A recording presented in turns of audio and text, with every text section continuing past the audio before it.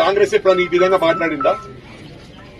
మరి ఇంకొకటి, ఇవన్నీ పక్కన పెడితే స్పెషల్లీ మెదక్ జిల్లా, సిద్దిపేట జిల్లాలో ఇప్పటికి కూడా హరీష్ రావు మానిటర్ చేసుకుంటూ పోలీస్ మీద గాని అధికారుల మీద మాత్రం టోటల్ అతనికే కమాండ్ ఉంది.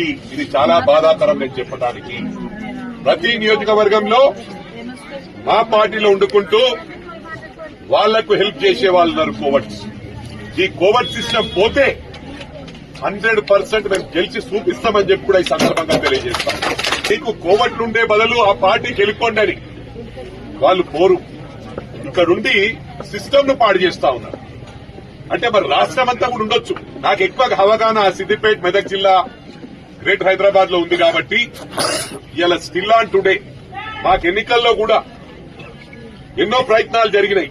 మేమేదన్నా మాట్లాడితే ఇక్కడ